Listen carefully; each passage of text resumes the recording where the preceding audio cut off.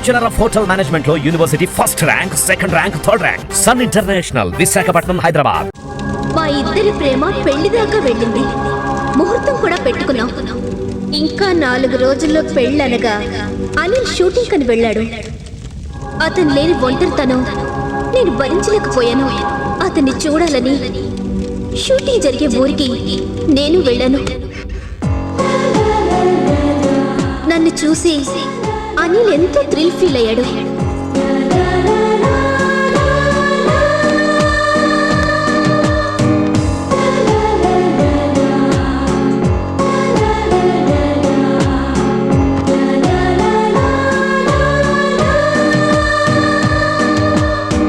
ఇద్దరం విడదీయలేని బంధంలా పెనవేసుకున్నాం.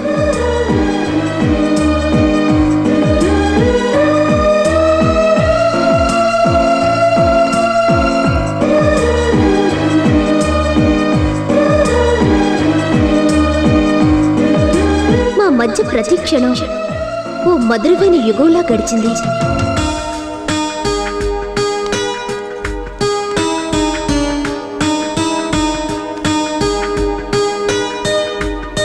తర్వాత అనిల్ని స్నానం చేయమని బలవంతంగా నేనే బాత్రూంలోకి నెట్టి గెడపెట్టాను.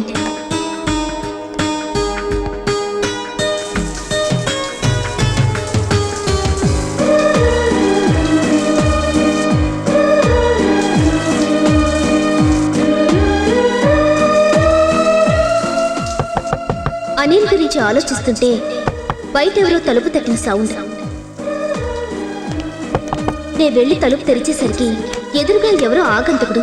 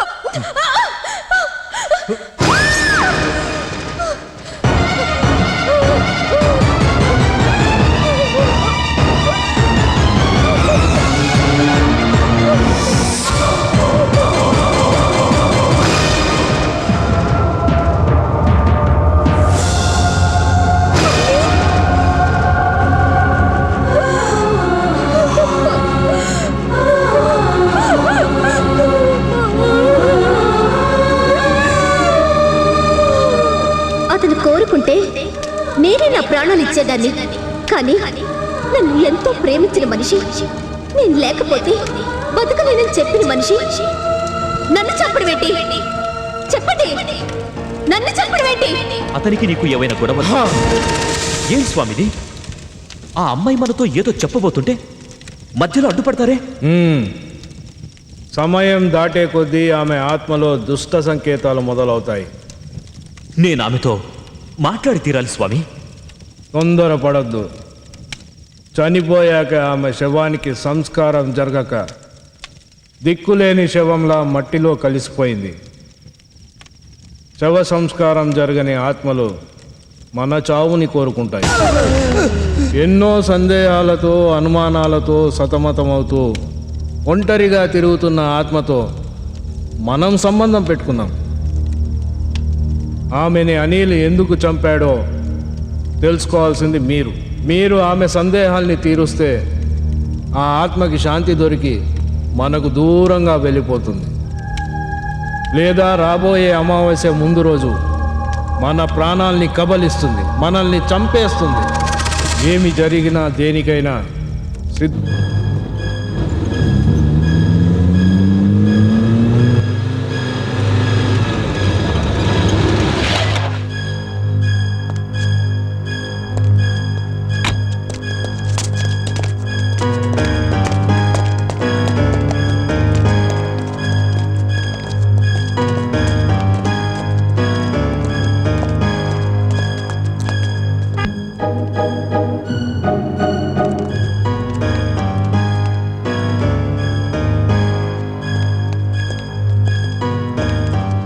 భాను ఆత్మ ఏం చెప్పింది? ఆ, ఇక్కడ కూర్చుంది, వెయిట్ చేస్తుంది. లోపల బాత్రూంలో అనిల్ స్నానం చేస్తున్నాడు. ఏంటి చూస్తున్నారు? ఏం లేదండి. లోపల నీళ్ల సౌండ్, బయట నుంచి ఎవరో తలుపు కొడుతున్న సౌండ్. బాత్రూమ్ లోపలున్న వ్యక్తే అలా విండోలోంచి ఎస్కేప్ అయి మెయిన్ డోర్లోంచి రావచ్చు కదా. రావచ్చు కదా. అదే జరుగుంటుంది. అదే జరుగుతురా. బాత్రూమ్ ఎక్కడ? అక్కడ.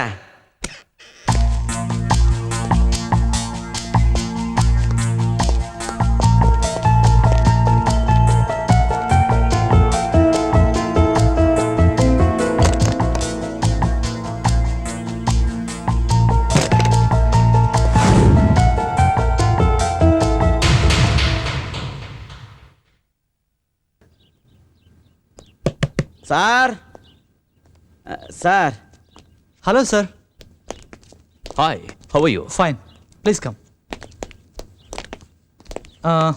కాఫీ టీ ఏమైనా తీసుకుంటారా? No thanks.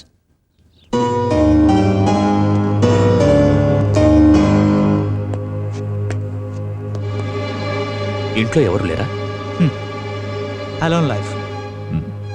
మా కో-డైరెక్టర్ మర్డర్ మిస్టరీ గురించి ఏమైనా తెలిసిందా మీకు? తెలుస్తుంది, త్వరలోనే తెలుస్తుంది. మీరు బ్యాచులరా? ఇప్పుడు బ్యాచులర్నే, ఒకప్పుడు కాదు. అంటే విడాకులు తీసుకున్నారా? కాదు, పెళ్లి చేసుకోవాలనుకున్నాం. ఎందుకు చేసుకోలేకపోయారు? నేను ప్రేమించిన అమ్మాయిని ఎవరో దారుణంగా హత్య చేశారు. హత్య చేశారా? ఎక్కడ? మొన్న మీరు వచ్చిన షూటింగ్ స్పాట్లో ఉన్న ఓల్డ్ బంగ్లాలోనే. నా ప్రాణానికి ప్రాణమైన భానుని చంపేశారు. ఆమెతో గడిపిన స్వీట్ మెమరీస్ గుర్తు చేసుకోవడం కోసమే అప్పుడప్పుడు ఆ బంగ్లాలో షూట్ చేస్తుంటాను.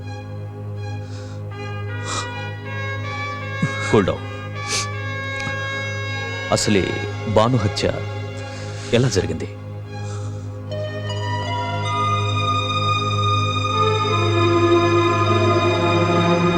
మీరు వచ్చిన గెస్ట్ హౌస్కి భాను నా కోసం వచ్చింది.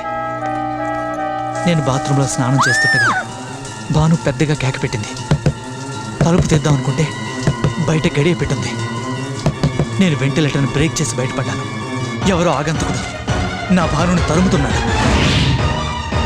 నేను వెళ్ళేసరికి నా భానుని చంపేశాడు.